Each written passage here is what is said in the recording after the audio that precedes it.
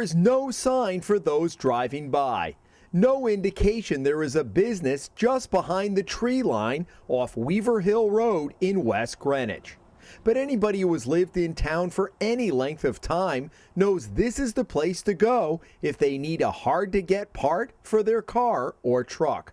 Chances are they can find it somewhere on the more than 130 acres owned by Norman Jr. Carpenter. You know, we used to kind of half-jokingly say that half the town didn't like it and the other half of the town went there on Saturday to get pots. West Greenwich Town Administrator Kevin Breen has known Carpenter for more than 50 years and has watched this property, bordering Route 95, grow into something that has been the source of town and state concern and an attempted intervention for more than 2 decades. More recently, Carpenter found himself the target of a lawsuit by an adjacent property owner, who says it's gotten so out of control that not only has the junk ruined his own property values, but it poses a safety hazard if fire or rescue crews ever tried to make it up this access road. At one point, you could risk your life coming up here because you couldn't get through the road. There was all trash and glass all over the road. John Assalone owns land that borders Carpenter's property. He bought some of it before the junkyard expanded. Assalone also sold some lots to Carpenter near the entrance to the business. We had the property here before there was a junkyard. He has no right, even in the area we are right now, he has no right to junk any of this area.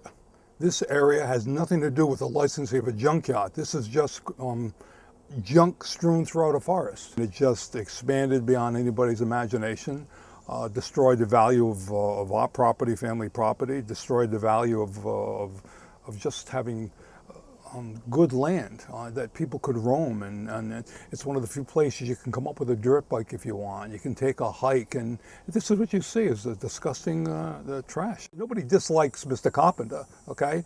But it was wrong what he did, and so clean it up. And he always told me that he would clean it up, Never happened. There have been 4 different consent decrees since 1993. Signed by various parties, including Carpenter, the town, and the state, which officially regulates all junkyards in Rhode Island, issuing yearly licenses.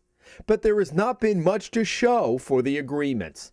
In 2012, Carpenter agreed in writing to begin cleaning up the property and had 3 years to do it. The deadline came and went this past June. And this is what the property looked like when we went for a visit last month. Assalone made his own video, sending it to council members and state officials before filing a lawsuit a year ago to put some bite behind his bark. But it's not just Assalone who is concerned. I think the biggest issue for the town has been, the couple of the different fire chiefs have expressed real concern that in the event that, a fire ever got going, good shape in there, there's no way to get fire trucks in there. It's out in the middle of the woods. There's no roads to come in the back way.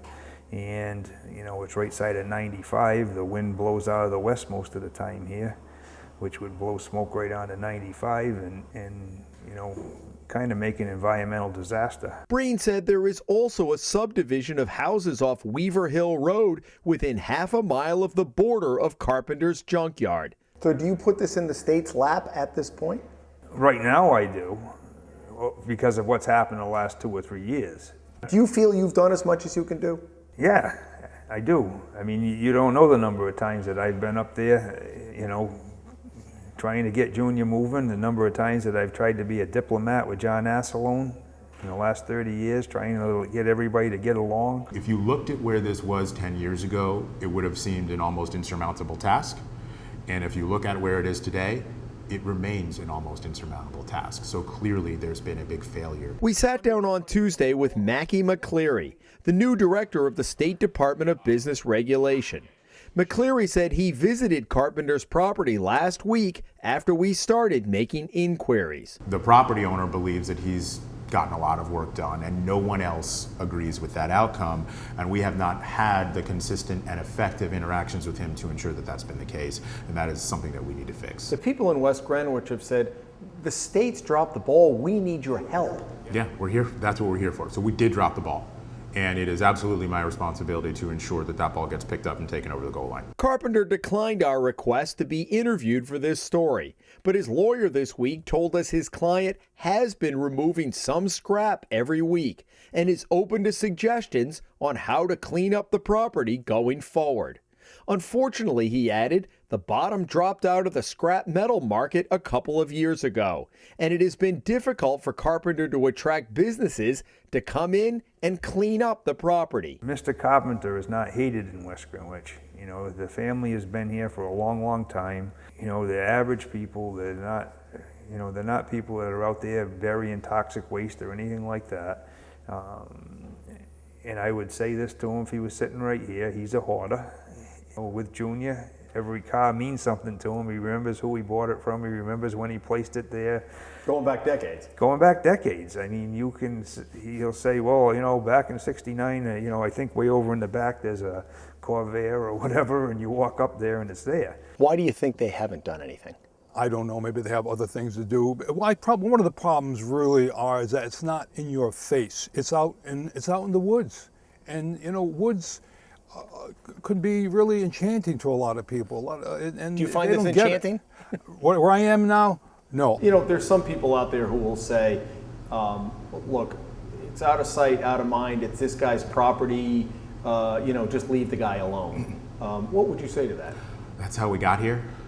I think that at the end of the day, especially when you're talking about a property of that size, the salvage and scraps are not just on the property. In some cases, they were, part of the consent order was that they were on neighbors' properties, and they impact the ability of, for example, emergency services to get up and around that road. McCleary said he plans to meet with Carpenter and state and local officials next week to come up with a game plan and concrete deadlines to finally fix the problem. There is no chance that under my watch that this is going to continue for 3 more years, 5 more years, 10 more years. It's a non-starter.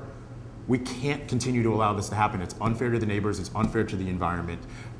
We have to get to a solution, and if I can't come to a clear solution with the parties in mind, we will find another way to get to the solution from the state level, but we will get there. In West Greenwich, Jim Hummel for the Hummel Report.